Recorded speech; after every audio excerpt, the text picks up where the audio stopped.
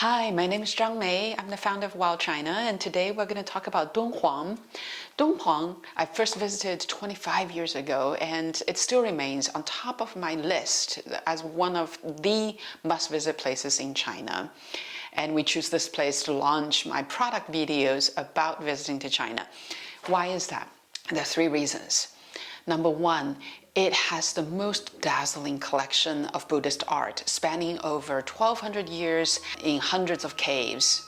You don't have to see all of them, but to be able to see the sort of artistic changes over 1,200 years in one day, that's pretty amazing. And secondly, I love the setting. It's way out there in the desert in northwestern China. And to really understand the Silk Road, there's no better place to go than here. You both see the natural scenery of the desert, the oasis, the hardship that people go through to worship, right? And number three, it's in Dunhuang, Mogao Caves is the most famous site. But aside from that, there are some other grottos like Yulin grottos are totally worth visit. So it's like one stop, you collect a few different sites. I'll cover some basics. It's really a great place for probably a long weekend for those living in China.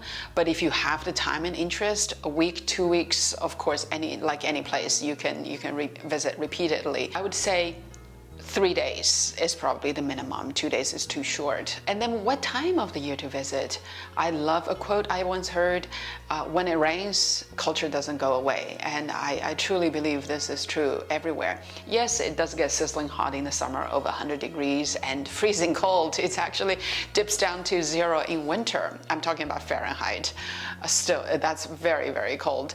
But I personally love visiting the off-peak seasons because you really get away from the crowd, and in such a stunning place, you need to have the tranquility to really appreciate the landscape and why in that landscape that culture existed for so long, right? So I like that. Secondly, how to get there. Dunhuang is a pain to get to, no matter how you cut it. I mean, with the proliferation of all the high-speed rails, it's still transfer after transfer and plus another car ride to get there. So I would say the simplest way is year-round, you can fly there from Xi'an, or you can access from Beijing in the summer and Shanghai in the summer, direct flights. That's probably the best way. Most of our WildChina products are designed to include airport transfers, pick you up and drop you off from the airport. Picking a hotel.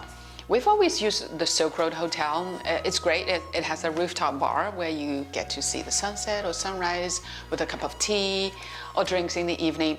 But honestly, it's had its years in service. It was built in 1995, and there are some newcomers. Do go check them out. One of them is called Dongwi Hotel. It's the newest, supposedly the most luxurious option in town.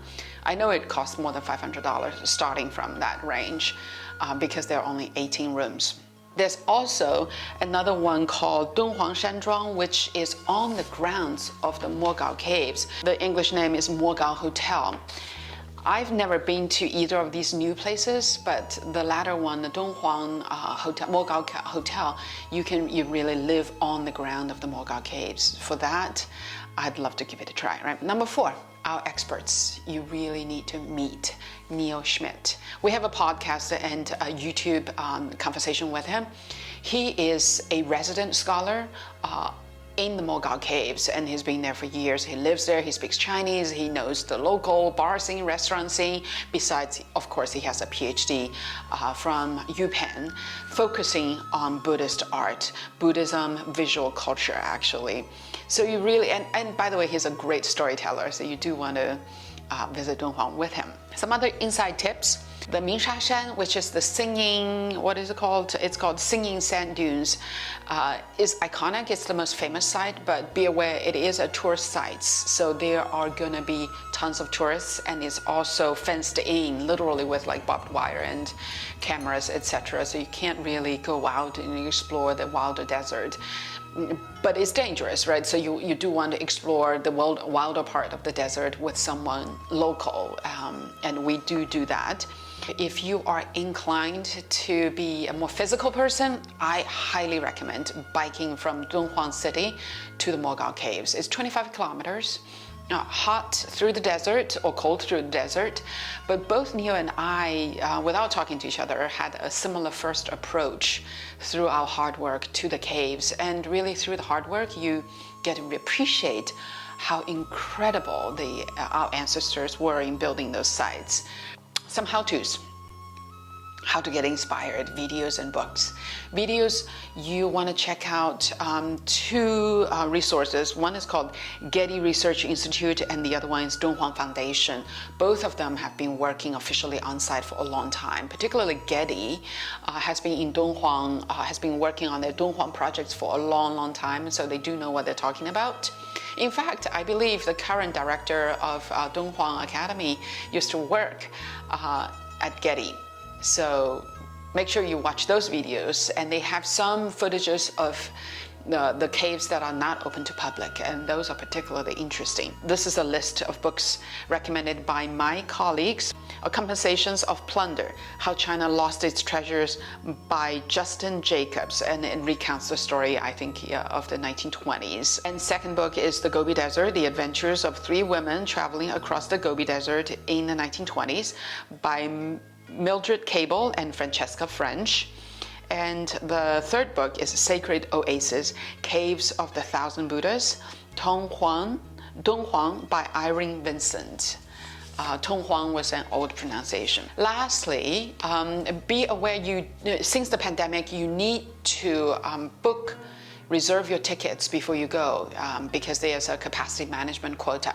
If you don't have a ticket and show up, you may not be able to see the caves, which would be a pity, right? So I do recommend, if you want to work with WildChina, the itinerary is linked below, and it is a 4-day itinerary designed to link with airport pickup on two ends, and the WildChina team will book everything from Neo's time, a local guide, you have your private vehicle, private chauffeur, and you have, everything described on the itinerary is included. Of course, that is designed for a very small group traveling in one car, but you can also customize it and have it created a wow moment for your entire company or a larger 3-generation get-together. Make sure you contact info@wildchina.com. That's it. Happy trails, and I hope to see you in Dunhuang. Take care.